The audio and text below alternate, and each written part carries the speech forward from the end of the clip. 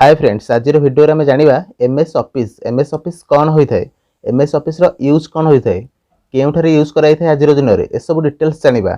वीडियोटी आरंभ करिया पूर्व जदि आपण आम चैनल को प्रथम थर पे आसिछंती मु स्वागत करूची आपनको बहुत बड़ इंपोर्टेंट क्लास को आसीथिबारु ए खुशी रे सब्सक्राइब कर दंतु आम चैनल को एंड पाखरे थिया बेल आइकन को मध्यम क्लिक कर दंतु जा फल रे नुवा वीडियो नोटिफिकेशन आपण पाखरे आगो जाय पहुंचबो। प्रथमे आमे जानिबा एमएस ऑफिस रो फुल फॉर्म होता है माइक्रोसॉफ्ट ऑफिस। माइक्रोसॉफ्ट ऑफिस को आमे शॉर्ट रे कहूचे एमएस ऑफिस। तो चलंतु बहुत भल भाव में एक्सप्लेन करबा एमएस ऑफिस कौन होता है, what is MS office, full explanation माने यार केतेटा ब्रांच अछि ए सब मध्य डिटेल्स डिस्कशन करबा एही गोटाक वीडियो रे एंड ए सब रो अलग अलग यूज केउ केउ क्षेत्र रे होई थाए ए सब को गुटी गुटी करी बहुत भल भाव में बुझिबा।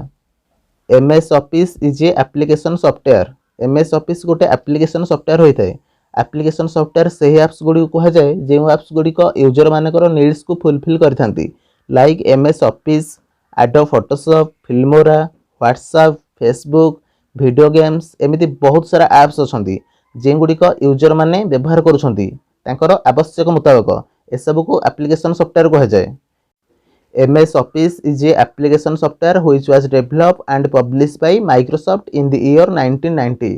1990 रे माइक्रोसॉफ्ट कंपनी द्वारा माइक्रोसॉफ्ट ऑफिस को डेवलप एंड पब्लिश कराइथिला। ठीक अछि, माइक्रोसॉफ्ट ऑफिस द्वारा MS ऑफिस 1990 रे पब्लिश कराइथिला।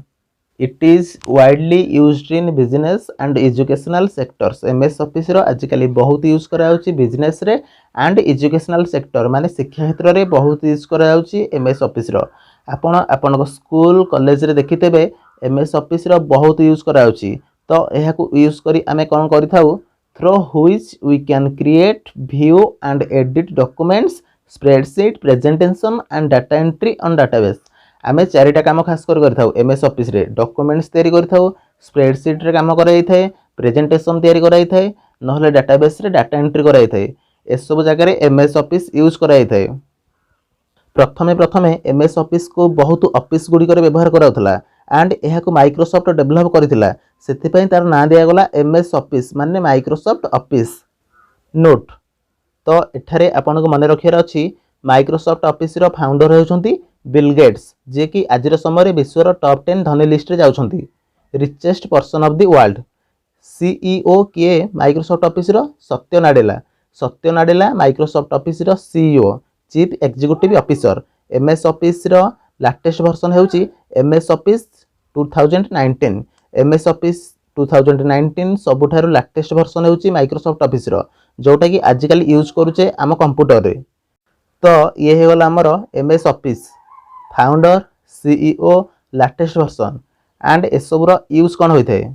वर्तमान में जानिबा एहार अलग अलग यूज कोन होई थाए एंड MS ऑफिस रो ब्रांच सब कोन होई थाए एंड ए सब को काम रे थाए।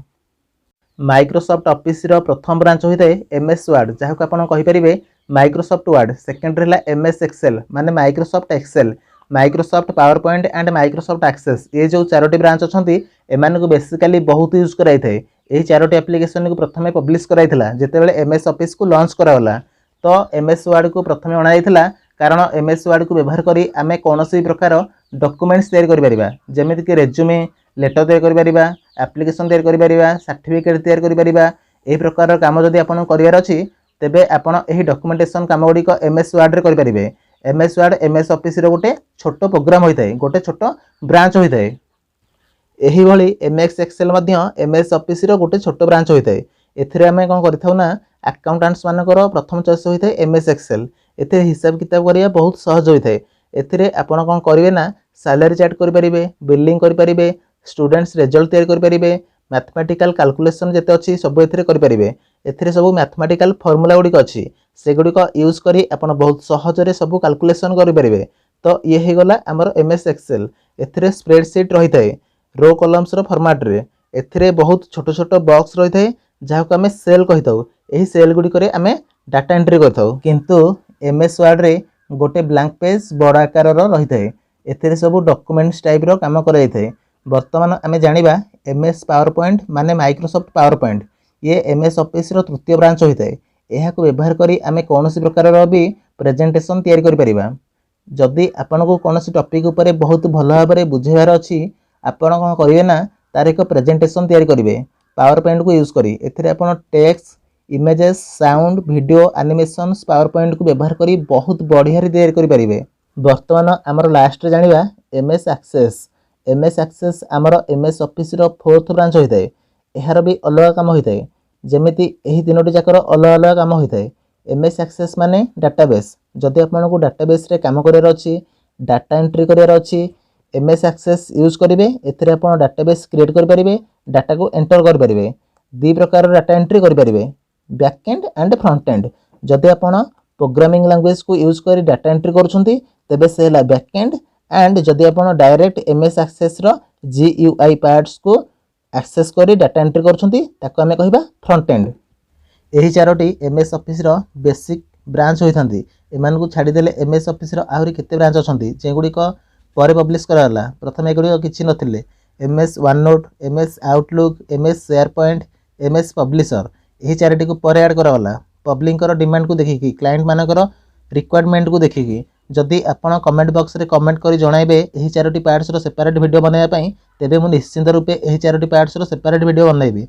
जदि आपण को वीडियोटी बहुत यूजफुल लागुची तेबे सब्सक्राइब करिया को भूलंतु नै हम चैनल को, काहे कि ना सब्सक्राइब करथिले एही चैनल रो लेटेस्ट वीडियो आपण पाखरे आगो जाय पहुंचबो।